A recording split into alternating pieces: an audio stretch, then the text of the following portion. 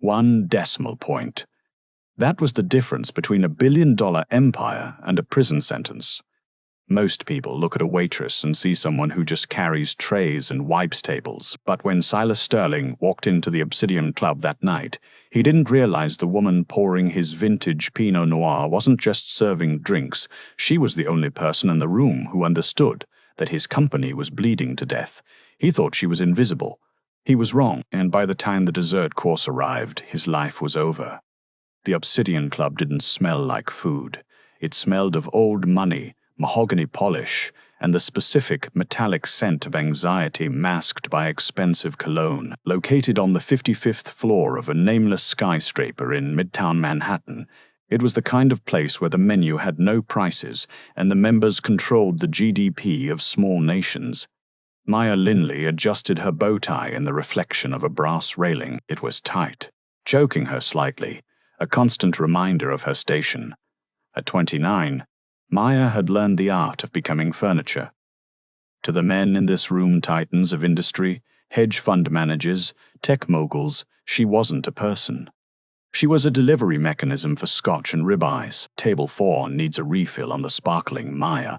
And fix your apron. The floor manager, a man named Henri, who sweated profusely despite the aggressive air conditioning, hissed as he walked by.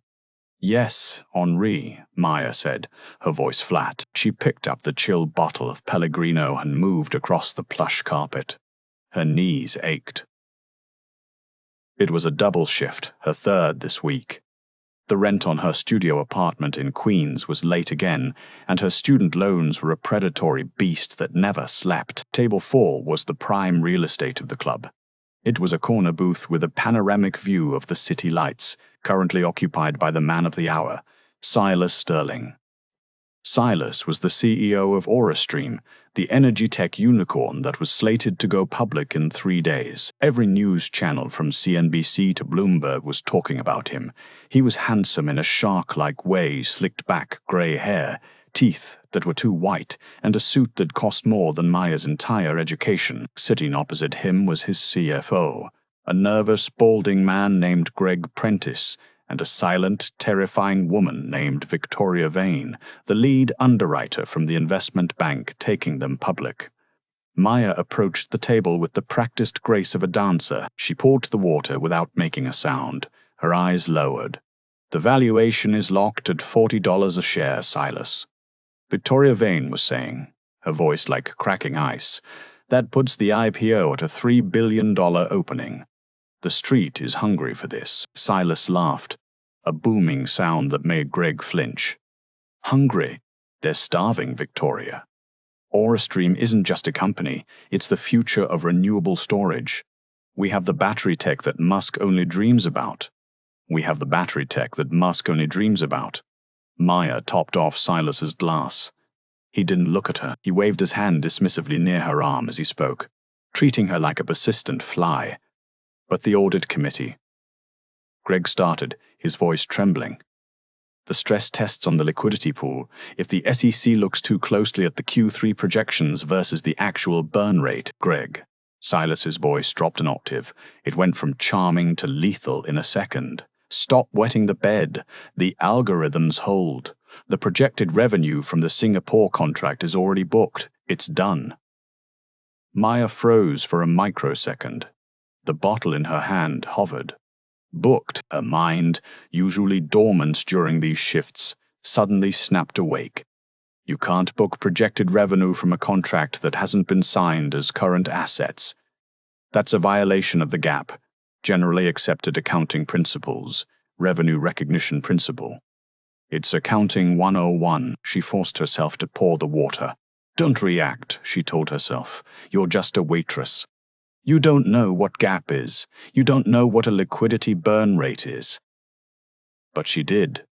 God, she did. "More wine," Silas snapped, finally acknowledging her presence by shoving his empty glass toward her stomach. "Of course, sir," Maya said. As she retreated to the service station, her heart began to hammer against her ribs. Silas Sterling wasn't just arrogant, he was dangerous, and he was about to sell a lie to the American public that would wipe out the savings of thousands of people. To understand why Maya Linley's hands were shaking as she uncorked a $6,000 bottle of Domaine de la Romane Conti, you have to understand who she was before the uniform. 5 years ago, Maya wasn't serving tables. She was a senior forensic analyst at Deloitte, one of the big four accounting firms. She was a prodigy, a math whiz who could look at a spreadsheet and see the story hidden in the numbers like a composer reading a symphony. She had a corner office in the making and a fiancé named David. Life was perfect, until she found the discrepancy in the books of a major pharmaceutical client. A distinct pattern of shell companies used to hide toxic debt. She did what she was supposed to do. She reported it to the partner in charge. 2 days later, the files were deleted. 1 week later, she was fired for gross negligence and data mishandling. 1 month later, she was blacklisted. The client was too big to fail, and the partner was too powerful to cross. They destroyed her reputation. David left when the money dried up and the legal bills started mounting. Maya lost her license, her career, and her dignity. She went from auditing Fortune 500 companies to asking if they wanted sparkling or still. She had spent the last 5 years in exile, hiding in the service industry, terrified of looking at a spreadsheet again. But tonight, the beast inside her woke up. She returned to table 4. Silas was drunk on power and Pinot Noir. "The Singapore contract," Greg whispered, leaning in. "Silas, the contract isn't signed. The Prime Minister backed out this morning. We don't have the capital to cover the R&D debt without that down payment." Maya was pouring the wine, moving slower than usual. She needed to hear this. Silas smiled, and it was the ugliest thing she had ever seen. "Greg, look at me. The Prime Minister didn't back out. We just haven't informed the board of the delay. We bridge the gap with the IPO money. Once the stock hits the market, we're flush with cash. We pay off the debt, sign the deal next month, and nobody knows the difference." "That's fraud, Silas," Greg hissed. "That's a $400 million hole in the balance sheet." "It's not fraud, it's leverage," Silas growled. "And if you open your mouth, remember who signed off on the preliminary audits. You go down with me, Greg, and unlike me, you don't have a chalet in the Swiss Alps to disappear to." Victoria Vane watched them, her eyes calculating. She knew, Maya realized with a jolt that the banker knew. She didn't care about the fraud, she only cared about her commission fee on the IPO. Maya stepped back, her mind racing. A $400 million hole. They were listing the company in 72 hours. Pension funds, teachers' unions, retail investors, regular people were going to buy AuraStream stock thinking it was the next Apple. And it was actually a hollow shell. She went back to the kitchen, her hands trembling so hard she almost dropped the tray. "Maya, table 6 needs clearing." Henry yelled. Maya ignored him. She walked straight into the staff locker room, pulled out her cracked iPhone, and sat on the bench. She took a deep breath. She shouldn't get involved. It destroyed her life last time. She should just finish her shift, collect her tips, and go home to her cat and her noodles. "He's going to hurt people," a voice inside her whispered, "just like they hurt you." Maya looked at her reflection in the locker mirror. She saw the tired eyes, the cheap uniform. But underneath, she saw the analyst who had never really left. She stood up. She wasn't going to let Silas Sterling win. But she couldn't just tell the police. She was a waitress with a tarnished record. She needed proof. Hard, undeniable proof. She needed to see the black ledger. The dinner rush began to taper off around 10 p.m. The cigar smoke in the room grew thicker. Silas Sterling was holding court, surrounded by sycophants. Maya knew the layout of the Obsidian Club better than the owners did. She knew that the VIP guests often left their devices and briefcases in the coat check or at the table while they mingled in the cigar lounge. Silas had a leather portfolio. He had kept it by his feet all night, tapping it occasionally with his polished shoe. It never left his sight. Until now. "Gentlemen," Silas announced, standing up a bit unsteadily. "To the lounge. I have a box of Cubans that need our attention." He stood up, buttoned his jacket, and walked toward the smoking room. Greg and Victoria followed. The portfolio remained under the table. Maya's heart stopped. He had forgotten it. Or, more likely, he was so arrogant he believed no one in the main dining room would dare touch his property. The dining room was still half full, but table 4 was in a semi-private alcove. Maya, clear table 4, Henri barked from across the room. On it, she said. She walked over with her bus tub. She began stacking the plates, her movements mechanical. Clatter of fork on china, clink of glass. She glanced around. The nearest table was deep in conversation. Henri was yelling at a bartender. Maya dropped a linen napkin on the floor. Whoops, she muttered. She crouched down to retrieve it. Under the table, in the shadows of the tablecloth, sat the portfolio.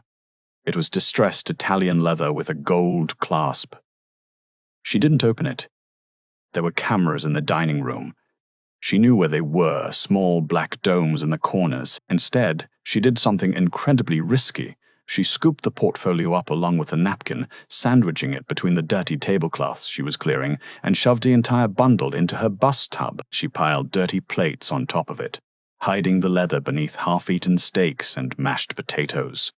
She stood up, the tub heavy in her arms. She walked calmly toward the kitchen. Every step felt like walking on a tightrope over a canyon.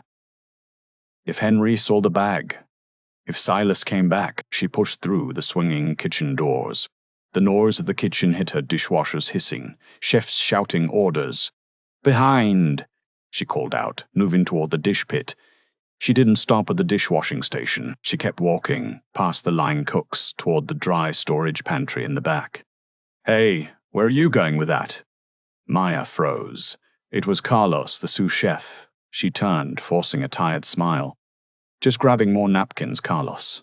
Someone spilled a red wine at table 7. Carlos looked at the dirty tub, then at her.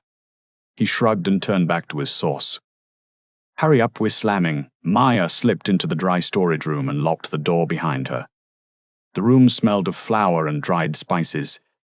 The only light came from a single flickering bulb. She put the tub down and dug through the dirty dishes. Her hands were slick with grease. She pulled out the portfolio. She wiped it down with a clean rag. Her breath was coming in short gasps. She opened the clasp. It wasn't locked. Inside, there was an iPad and a physical notebook. A Moleskine. She opened the notebook. It wasn't just notes. It was the shadow accounting. Silas was old school. He didn't trust the cloud with his crimes. She flipped through the pages. Her eyes scanned the columns. Project Chimera. Singapore Revenue Bridge. Fictitious. Shell Corp Alpha debt injection. It was all there. The revenue was actually high-interest loans from offshore accounts masked as sales. The moment the IPO money hit, they planned to use it to pay back the loans, leaving the company with zero operating capital. It was a classic Ponzi structure, but at a scale that was terrifying. She needed to copy this. She pulled out her phone. The battery was at 12%. Come on, come on. She started snapping photos of the pages. 1, 2, 10. Focus, snap, focus, snap. Suddenly, the doorknob jiggled. Maya froze. "Maya, you in there?" It was Henri. "Yeah, Henri. Just finding the extra linen," she called out, her voice cracking. "Silas Sterling is looking for his bag," Henri said, his voice directly against the door. "He says he left it at the table. Did you see it?" Maya felt the blood drain from her face. "No," she lied. "I just cleared the plates. Maybe it's under the chair." "Check again," Henri grumbled. "And get out here. VIPs don't wait." She heard his footsteps recede. She had the photos. But now she had a bigger problem. She had the bag in a locked room, and the owner was looking for it right now. If she walked out with it, she was caught. If she left it here, they'd find it and check the cameras to see who entered the room. She looked at the air vent near the floor. It was small, dusty, and screwed shut. No time. She looked at the delivery exit door at the back of the pantry. It was alarmed. She opened it, The sirens would go off. She was trapped. She looked back at the dirty bus tub. Hide in plain sight. She put the notebook back in the portfolio. She shoved the portfolio deep into a sack of onions on the bottom shelf, burying it completely under the papery skins. She grabbed a stack of napkins, unlocked the door, and walked out. Her heart was pounding so hard she thought it was visible through her uniform. When she re-entered the dining room, chaos had erupted. Silas Sterling was screaming, "I don't care about your incompetence. That bag contains proprietary intellectual property. If it is not found in 5 minutes, I will buy this building and evict every single one of you." The music had stopped. The other diners were watching.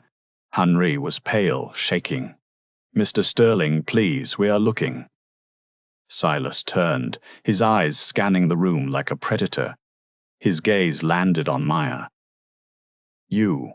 He pointed a finger that wore a ring worth more than her life. "You." Cleared the table. Maya clutched the napkins to her chest. "Sir, where is it?" Silas marched toward her.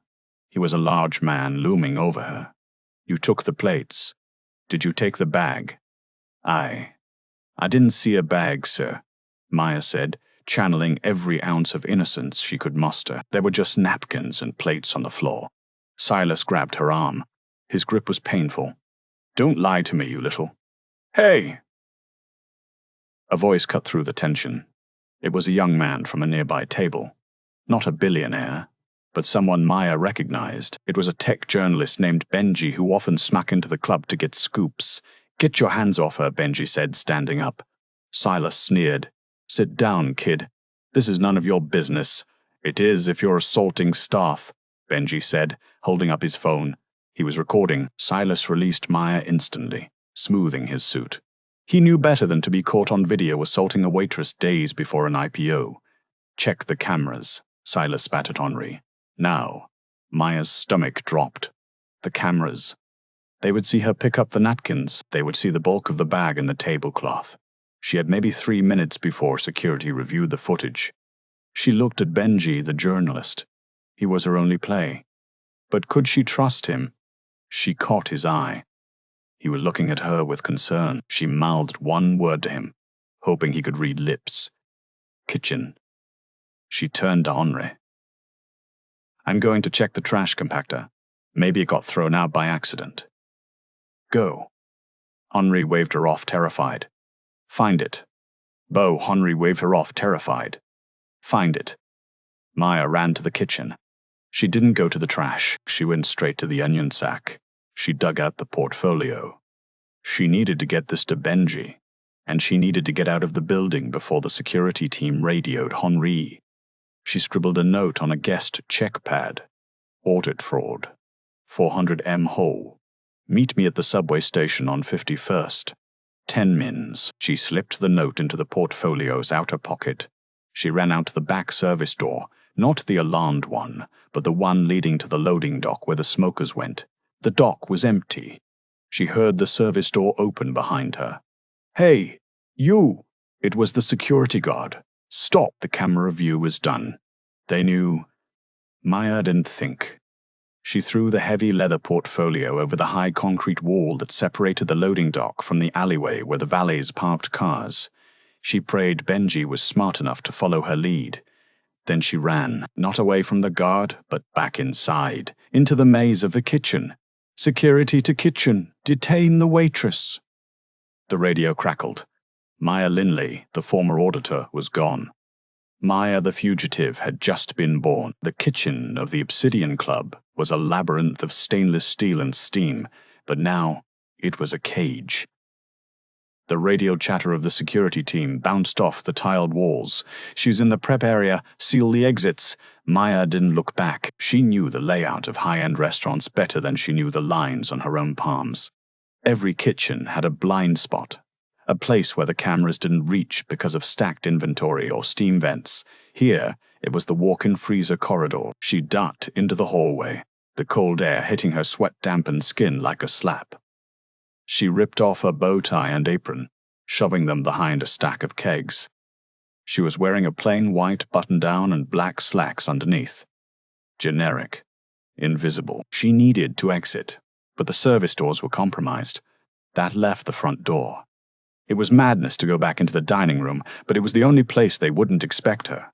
Security was swarming the back, assuming a guilty person runs away from the crowd. Maya knew that a smart person runs into it. She grabbed a pitcher of water from a side station, composed her face into a mask of bored servitude, and pushed through the swinging doors back into the dining room. The room was buzzing with low-level panic. Silas was still shouting near the coat check. Security guards were power-walking toward the kitchen. Maya walked right past them, head down, holding the pitcher. They didn't even glance at her. To them, she was just another member of the faceless waitstaff. She reached the host stand near the elevators. The hostess was distracted, on the phone with management. Maya slipped past the velvet rope and pressed the button for the lobby. Ding. The doors opened. She stepped in. A couple in expensive evening wear stepped in with her. They were complaining about the commotion. "Can you believe the noise? Sterling really has lost his touch," the woman sniffed. "Terrible ambiance," the man agreed. Maya stared straight ahead at the brass numbers counting down. 50, 40, 30. Her phone vibrated in her pocket. A text from an unknown number. "Got the package. I'm running." "Where are you?" "Benji." He had found the portfolio. Maya typed back, her fingers trembling so hard she hit the wrong keys twice. Coming down, meet at the pretzel cart on Lex and 51st. Don't let anyone see the bag. The elevator hit the ground floor. The lobby was marble and cold. Maya walked out, matching the pace of the couple in front of her. She looked like a tired office worker heading home. She pushed through the revolving doors and the humid New York night air hit her. Sirens were wailing in the distance, getting closer. She turned right, walking briskly toward Lexington Avenue. She didn't run. Running attracted attention. She walked with purpose, like she was late for a train. At the corner of 51st, the streetlights cast long yellow shadows. The pretzel cart was closing up, the vendor scraping salt off the metal. Standing in the shadows of a scaffolding tunnel was Benji. He was clutching the leather portfolio to his chest, covered by his denim jacket. He looked terrified. Maya approached him. "Benji." He jumped, spinning around. "Jesus, Maya, what is in this thing?" "I saw Silas's head of security, a guy who looks like he eats bricks for breakfast, running toward the loading dock right after I grabbed it." "Walk," Maya commanded, grabbing his arm and steering him into the crowd of tourists. "Don't stop. Don't look back. Where are we going?" "Somewhere loud, somewhere public." They ducked into an Irish pub 3 blocks down. It was noisy, smelling of stale beer and fryer grease. The perfect cover. They squeezed into a booth at the very back. Benji slid the portfolio onto the sticky table. "Talk to me. I risked a felony for this." Maya opened the portfolio. She bypassed the iPad, it would be locked, and went straight for the Moleskine notebook. She flipped to the page she had seen earlier. "Look at this." She pointed to a column marked Projected Inflows, Q4. "Do you see this figure? $250 million from Shelley." "Yeah?" Benji squinted. "So?" "Turn the page," Maya said, her voice dropping to a whisper.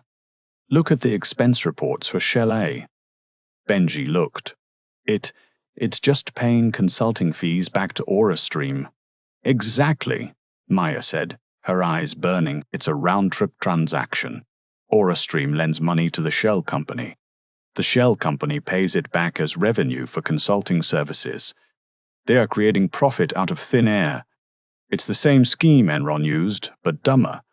And look at the date." Benji checked the date. October 14th, that's tomorrow. They are booking revenue for tomorrow to pad the books for the IPO on Friday. If they go public with these numbers, the stock soars, the insiders cash out, and when the audit happens in 6 months, the money is gone and the company collapses. Pension funds, 401ks billions, will be wiped out. Benji stared at her. "You understood all that from a glance?" "I wasn't always a waitress, Benji," Maya said grimly.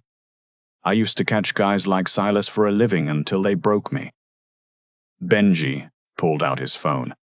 I need to call my editor. This is the story of the decade. No! Maya snatched his wrist. Do not use your phone. Silas Sterling has ties to defense contracting through AuraStream's battery tech.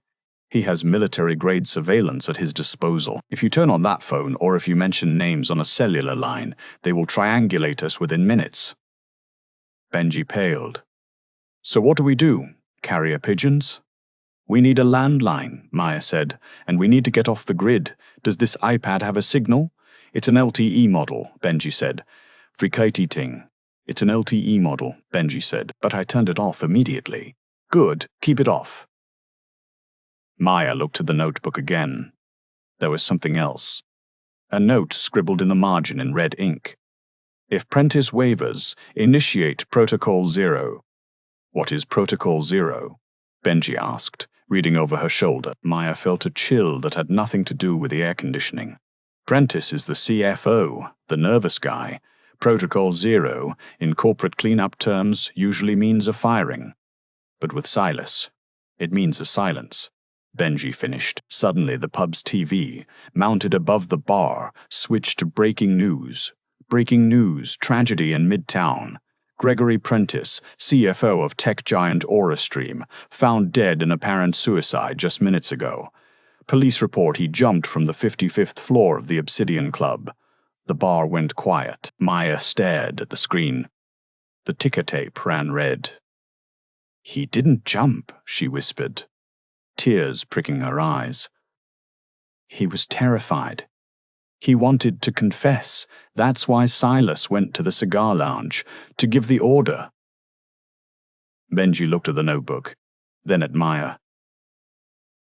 The color had drained from his face. Maya, we aren't holding a fraud case anymore. No, Maya said, grabbing the leather bag. We're holding a murder motive. They left the pub through the kitchen exit. Maya bribed the dishwasher with her last $20 bill to let them pass. The city, usually a comforting blanket of noise, now felt like a hunting ground. Every black SUV looked like a hearse. Every siren sounded like a warning. We need to go to the police, Benji hissed as they hurried down a dark side street in Hell's Kitchen. We can't, Maya said. Silas just staged a suicide in a building full of witnesses and cameras. He owns the narrative. If we walk into a precinct with a stolen notebook, we'll be arrested for theft and the evidence will disappear into an evidence locker, never to be seen again. We need to make this public before we turn it in. We need to upload the proof to the internet so they can't bury it. Okay, so we go to my apartment. I have a secure server, Benji suggested. Your apartment is the first place they'll look, Maya countered. They know you were at the club. They probably have your face on facial recognition by now. We need a neutral ground. A place with computers but no ID check. The university library, Benji asked. NYU is open 24 hours during finals week. Too many cameras, Maya said. She stopped, thinking hard. She needed a ghost, someone who existed outside the system. I know a guy, she said. In Queens. He fixes laptops for cash. He has a shielded basement. No signal in or out. Queens? Benji groaned. That's an hour away. Then we better start moving. They took a cab, paying cash, and got out 3 blocks early. It was raining now. A cold, miserable drizzle that soaked through Maya's thin shirt. They walked to a nondescript electronics repair shop under the elevated train tracks in Sunnyside. The sign said, Tony's Tech, we fix anything. Maya banged on the metal shutter. We're closed, a voice yelled from inside. Tony, it's Maya, the data girl, she shouted over the roar of a passing train. A moment later, the shutter rattled up a few inches. A pair of suspicious eyes peered out. Tony was a paranoid agoraphobe who happened to be a genius at data recovery. He knew Maya from her old life. She had helped him with a tax audit problem years ago. Maya, you look like hell. Tony grunted, lifting the gate. Nice to see you too, Tony. We need a clean terminal. And coffee. Inside. The shop was a chaotic mess of wires, motherboards, and half-assembled drones. Tony led them to the back room, a Faraday cage lined with copper mesh. "What are you into?" Tony asked, eyeing the leather portfolio. "Corporate homicide," Benji blurted out. Tony whistled. "Heavy, that'll cost you extra." Maya slapped the moleskin on the desk. "Tony, I need you to scan this, high res. Then I need you to help us crack this iPad." She pulled out Silas's tablet. Tony plugged it into a specialized rig. "It's encrypted, 6-digit passcode, plus Face ID. The Face ID is tricky without the guy's face, but if the passcode is weak, I can brute force it. But it might wipe the data after 10 tries." "It won't be a random number," Maya said, closing her eyes. She tried to get into Silas's head. The man was a narcissist. A megalomaniac. He thinks he's a god. He wouldn't use a birthday. He'd use a number that represents his success. The stock price, Benji guessed. $40. "Too simple," Maya said. "Too simple," Maya said. She paced a small room. At dinner, he said something. He said, "The valuation is locked at 43 billion opening." But then he corrected Greg. He said, "The algorithms hold." She looked at the notebook again. On the first page, written in calligraphy, was the company motto, "Aura Stream, the golden ratio of energy." The golden ratio of energy. The golden ratio, Maya whispered. 1.618, Tony said instantly. "Try 161803, Maya said. Tony typed it in. The screen flashed red. "Incorrect passcode. 9 attempts remaining." "Damn," Benji cursed. "Wait," Maya said. "He's not a mathematician, he's a salesman. He cares about the date. The date of the IPO, it's his coronation." "Friday," Benji said. "That's October 17th, 10/7/23. "Try it," Maya said. Tony typed. "Incorrect passcode. 8 attempts remaining." "We can't keep guessing," Tony warned. "If this thing bricks, the encryption key shreds itself." Maya sat down, head in her hands. She thought about the man, the way he treated people, the way he treated her. He didn't see people. He saw assets and liabilities. He was obsessed with the deal. Then she remembered the wine. The wine. She looked up. He ordered a specific bottle, a Domaine de la Romane Conti. He made a big show of the vintage. He said it was the only year that mattered. "What year?" Benji asked. 1945, Maya said. "It's the most expensive bottle of wine ever sold." He said drinking 1945 is drinking victory. 1945 is drinking victory. 1945, Tony asked. "No," Maya said. "Just the year, maybe repeated. Or the price." "Wait," Benji said. "What was the price?" "At auction, $558,000, Maya said. He bragged about it. "Try 558,000, Benji suggested. Maya shook her head. "No, that's too obscure." She thought about the moment in the dining room. Silas looked at the view. He was on the 55th floor. He was obsessed with his location. "Try the address of the club," Maya said. "He practically lives there. 55 West 55. 55. Tony asked. "No, that's idiotic." Suddenly the shop's landline rang. It was a jarring, old-school brrring sound. Tony froze. "Nobody calls that line, only my mother, and she's dead." He picked it up slowly. "Yeah?" Tony's face went white. He handed the phone to Maya. "It's for you." Maya's heart hammered against her ribs. She took the receiver. "Hello. Did you really think a Faraday cage would hide you, Maya?" It wasn't Silas. It was a voice she didn't recognize, deep, calm, and terrifyingly professional. "Who is this?" she demanded. "My name is Garan. I handle Mr. Sterling's liabilities. You are currently in a repair shop in Sunnyside. We have a thermal drone overhead. You have 3 minutes before my team breaches the front door. Maya slammed the phone down. Tony, is there a back way out? She screamed. Through the basement hatch. It leads to the subway tunnel maintenance access. Tony was already packing his hard drives. They found us, Maya said to Benji. They tracked us. How? The watch, Benji said, looking at his wrist. My Apple Watch. It has its own cellular chip. I forgot to take it off. Idiot! Tony yelled. Go! Maya grabbed the iPad and the notebook.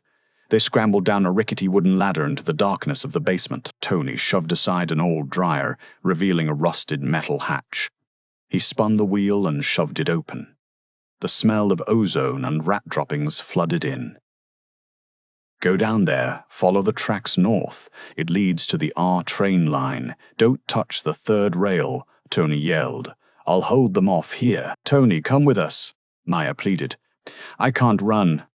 Tony tapped his leg, which was in a brace. Besides, I have a shotgun and a bad attitude. Go.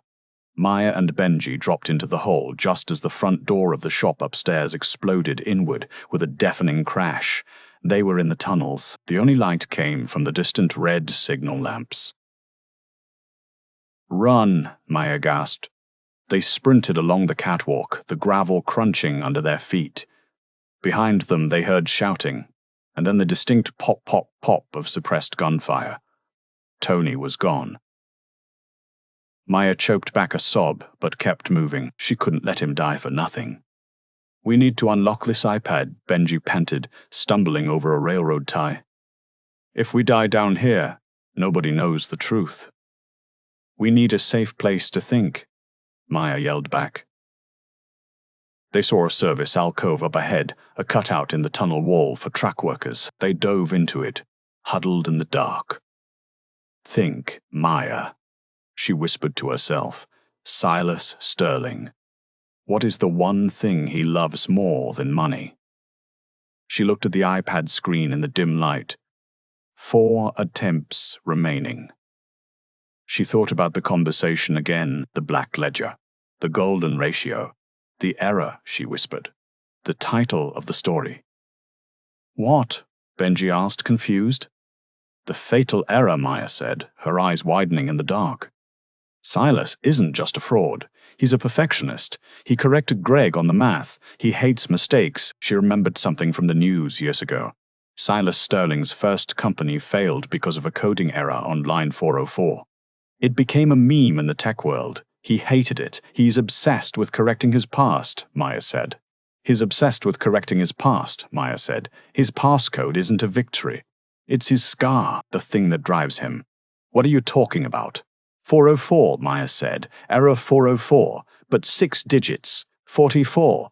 44. Benji asked. No, Maya said. The date his first company went under. It was the driving force of his life. June 4th, 1999. Benji said. The date his first company went under. It was the driving force of his life. June 4th, 1999. Denji said. Maya's finger hovered over the glass. If she was wrong, they were one step closer to losing everything. But her gut, her auditor's gut that sniffed out patterns, told her she was right. Silas Sterling was a man defined by his failures, running from them fast enough to look like success. She typed it in. 060499. The screen went black for a second. Then, a spinning wheel. Unlocked. We're in, Maya breathed. She tapped the mail icon. There it was. A folder labeled Sign Kapoor Sprotocol. She opened the most recent email. It wasn't just financial fraud. Oh my God, Maya whispered, reading the text illuminated by the screen. Benji, look at this. Benji leaned in. The email was from a supplier in North Korea. AuraStream wasn't just faking revenue. They were buying illegal, unstable cobalt from sanctioned warlords to cut costs, knowing the batteries were prone to thermal runaway. He knows, Maya said, her voice shaking with rage. He knows the batteries explode. He has an internal memo here estimating acceptable casualty rates of 3%. 3% of millions of cars and homes? Benji said, horrified. That's thousands of deaths. We have to upload this. Now, Maya said. We have no signal. Benji pointed to the bars. We're 50 feet underground. We have to get to a station, Maya said. She stood up, clutching the iPad like a shield. Then, a flashlight beam cut through the darkness of the tunnel, landing squarely on them. End of the line. Garen's voice echoed off the concrete walls. He was standing 50 yards down the track, flanked by 2 other men. They raised their weapons. Maya looked at Benji. They were trapped. Behind them was miles of dark tunnel. In front of them, death.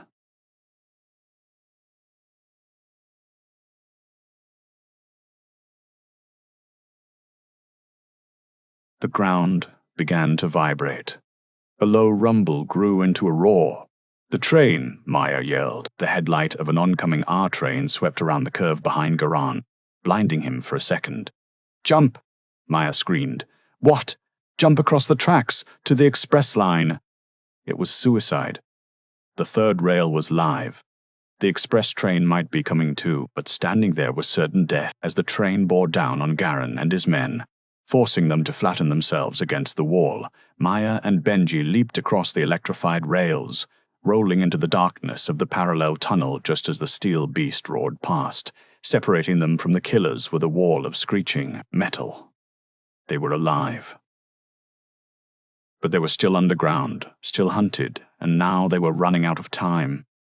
The IPO bell rang in 6 hours. The subway tunnels of New York City are a world unto themselves, a sprawling, rat-infested circulatory system that pumps underneath the skin of the metropolis. For Maya and Benji, it was a purgatory of darkness and damp gravel. They walked for what felt like hours, guided only by the dim glow of the iPad screen, which Maya had dimmed to the lowest setting to conserve battery. Every creak of metal, every distant rumble of a train made them freeze, pressing themselves against the soot-covered walls. My ankle, Benji gritted out, limping heavily. He had twisted it during the jump across the tracks. Maya, I can't keep this pace. You have to leave me. Take the iPad. Shut up, Maya whispered harshly, though her hand gripping his arm was gentle. Silas Sterling treats people like disposable assets. I don't.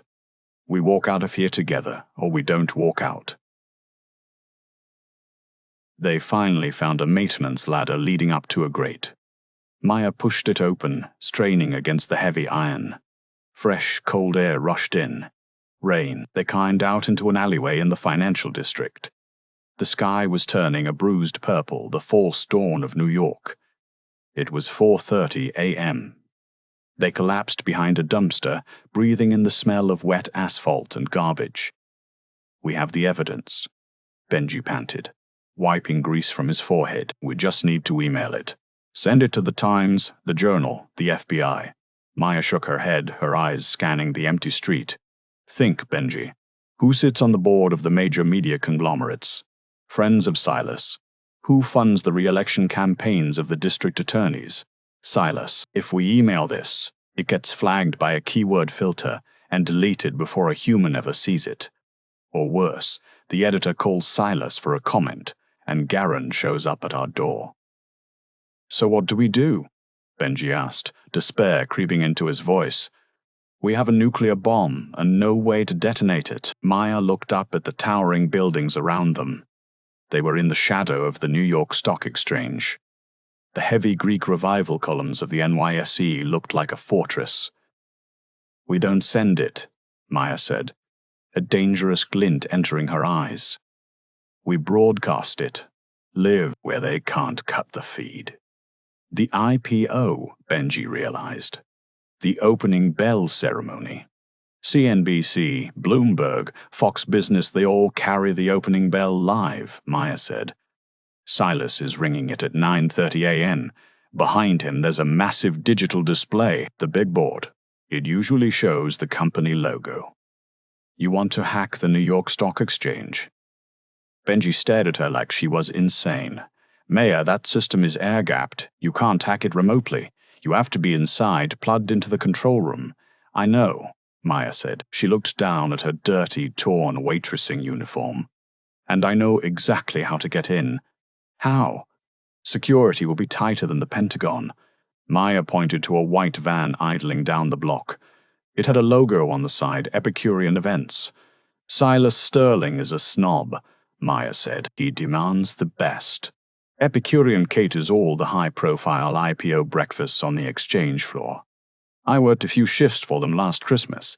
They hire temporary staff for the grunt work carrying coffee urns, setting up trays. You're going to serve him breakfast? I'm going to serve him justice, Maya said. But I need you to create a distraction. A big one. I can do that, Benji said, looking at his injured leg. I can't run, but I can type. If I can get to a public Wi-Fi signal, I can start leaking breadcrumbs, little rumors on Reddit, Twitter, blind items. Just enough to get the traders nervous. Just enough to make them watch the screen. Do it, Maya said. She handed him the iPad. Extract the files. Put them on this. She pulled a USB drive from her pocketer habit from her auditing days. Benji transferred the Black Ledger files, the North Korean emails, and the suicide note draft from Prentice. I keep the drive, Maya said, pocketing it. You keep the iPad as a decoy. If they catch you, I'll tell them I'm the only one who has it, Benji promised. I'll buy you time. I'll the only one who has it, Benji promised. I'll buy you time. They hugged briefly in the rain. It wasn't romantic. It was the embrace of two soldiers going to different fronts of the same war. Maya smoothed her hair, tucked in her shirt, and walked toward the catering van. She was no longer Maya the fugitive. She was Maya the invisible. The driver of the van was unloading crates of croissants. He was a tired, older man named Sal. Hey, Sal, Maya called out, putting on her best exhausted service worker voice. Agency sent me. Said you were short a runner for the Aura Stream gig? Sal squinted at her. I didn't call for a runner for the Aura Stream gig? Sal squinted at her. I didn't call for a runner, and you look like you rolled under a bus, sweetheart. Subway breakdown, Maya lied smoothly. And look, Henri from the Obsidian Club sent me. He said Silas Sterling specifically asked for the girl who knows how to pour the 1945. That's me. You want to tell the billionaire he can't have his preferred server? Sal hesitated. He knew Silas's reputation for tantrums. Fine, Sal grunted. Grab an apron from the back, but clean yourself up in the staff bathroom when we get through security. You look like a raccoon. Maya climbed into the back of the van. She was in. But getting into the building was only the first step. The NYSC security checkpoint was rigorous. Metal detectors, ID checks. Maya didn't have an ID. It was in her purse, which was back at the club. She sat in the back of the van, heart pounding, as they pulled up to the security barrier at Wall and Broad Streets. ID's out, a guard shouted. Maya saw a stack of temporary event badges on the dashboard. Sal picked them up to distribute to the crew. She leaned forward. Sal, I forgot my badge at the shop. Can I snag one of the spares? Name? The guard asked, looking into the van. Sarah Miller, Maya said, using the most generic name she could think of. The guard checked his clipboard. I don't have a Miller. Maya froze. She's a sub. Sal interjected, annoyed. Call the agency if you want, but the coffee is getting cold and Sterling is already inside screaming for his latte. The guard looked at the line of cars forming behind them. He sighed. Fine. Here. Visitor pass. Don't wander off the trading floor. He handed her a plastic badge. Maya clipped it on. Her hands were steady, but her blood was vibrating. They rolled into the loading dock. Maya carried a crate of orange juice into the service elevator. They ascended to the main floor. The trading floor of the NYSE was a cathedral of capitalism, screens everywhere, the famous bell balcony looming above.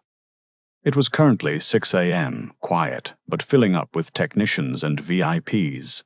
Maya separated from the catering crew immediately. She ducked into a restroom, washed the grime off her face and tied her hair into a severe bun. She put on a fresh apron she found in the supply bag. She looked in the mirror. She looked like a waitress, just a waitress. She walked out and scanned the room. The control booth for the AV system was a glass-walled box overlooking the floor, situated right next to the podium where the bell would be rung. Inside, a technician was sipping coffee, running sound checks. Maya grabbed a silver tray. She put a fresh pot of coffee and a selection of pastries on it. She walked up the stairs to the control booth. She knocked on the glass. The technician, a young guy with headphones around his neck, opened the door. "Yeah?" "Complimentary breakfast for the AV crew," Maya smiled. "Mr. Sterling's compliments." "Sweet," the guy said, stepping back to let her in. "Put it on the console." Maya walked in. She set the tray down. She scanned the board. There it was. The main feed input. A simple HDMI port labeled main display. "Is everything ready for the big moment?" Maya asked, pouring him a cup. "Oh yeah," the tech said, grabbing a donut. "We got a 4-minute hype video queued up. It's going to blow people's minds. Sterling is obsessed with it." "I bet," Maya said. She spotted the playback server. It was a tower sitting under the desk. She needed to plug in the USB. But the tech was sitting right there. "Oh, shoot," Maya said, looking at the coffee pot. "I forgot the sugar. Do you take sugar?" "Yeah, 2 packets, the tech said. "I'll run and get some. Be right back." She turned to leave, but accidentally knocked the entire tray over. Hot coffee splashed all over the technician's lap. "Ah, damn it," he yelled, jumping up. "I am so sorry," Maya cried, grabbing napkins, creating a flurry of motion. "I'm so clumsy. Here, let me help." "Get off, it burns." The tech pushed past her, running out the door toward the bathroom to soak his pants. "I'll clean it up," Maya yelled after him. The moment the door clicked shut, Maya dropped the act. She dove under the desk. She found the USB port on the back of the media server. She jammed her drive in. She scrambled up and grabbed the keyboard. The system was logged in. She opened the file directory. She found the video file labeled AuraStream intro ins2 final.mp4. She renamed it to AuraStream rscode ld mp4.mp4. Then she dragged her file, a compiled video Benji had hastily rendered on the iPad, containing screenshots of the fraud, the emails, and the suicide note, into the folder. She renamed it AuraStream intro unstray final.mp4. It was done. But as she stood up to leave, the door opened. It wasn't the technician. It was Garen. The hitman wore a security earpiece and a tailored suit. He stared at Maya. He didn't look surprised. He looked disappointed. "You are a very persistent pest, Ms. Linley," he said softly, closing the door and locking it. The control booth was a glass cage, and Maya was trapped. Garen stood by the locked door, a syringe in his hand. "Insulin overdose," he whispered, his voice devoid of emotion. "Tragic." The stress of the job, Maya backed against the console, her eyes darting between the hitman and the countdown clock. 00:30. "You can kill me," she said, her voice shaking but defiant. "But you can't kill the signal." Garen lunged. Maya grabbed the hot coffee pot from the warmer and hurled it. It smashed against his shoulder, scolding him. He roared, pinning her against the glass just as the technician pounded on the door. "Open up, security!" Garen froze. With witnesses outside, he couldn't stage the accident. He shoved Maya aside, flashing a fake federal badge as the technician stormed in. "She's in custody," Garen barked. "Play the video, now!" CLAN key, CLAN key. The famous opening bell rang, deafening and final. On the trading floor below, Silas Sterling beamed, clapping for the cameras, but behind him, the massive digital board didn't show the AuraStream logo. It showed the black ledger. Documents towered 50 feet high. Project Chimera. Illegal cobalt. Thermal runaway risk. Critical. Then the audio ripped through the hall. Silas's own voice, recorded days ago. "I don't care if the batteries melt. Cook the books or we're dead." The applause died instantly. The trading floor erupted into chaos. Sell! Sell everything! The stock price freefalled from 40 to single digits in seconds. Garen, realizing the payroll was gone, vanished into the crowd.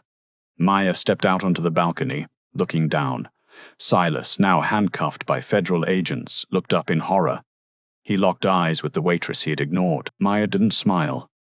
She simply unclipped her visitor badge and dropped it over the railing. It drifted down like a feather, landing softly at the feet of the man who thought she was invisible. Most people walk past service workers without a second glance. They treat them like background noise, but as Maya proved, when you treat people like they're invisible, you never see them coming. Silas Sterling thought his money could buy him silence, but he forgot that the person serving the food hears every secret, sees every sin, and sometimes holds the power to bring the whole house of cards crashing down. If you enjoyed this story of justice served cold, smash that like button and subscribe to the channel. We upload news stories of karma, revenge, and drama every single week. And tell me in the comments, have you ever been underestimated by someone powerful? I want to hear your story. Thanks for watching, and I'll see you in the next video.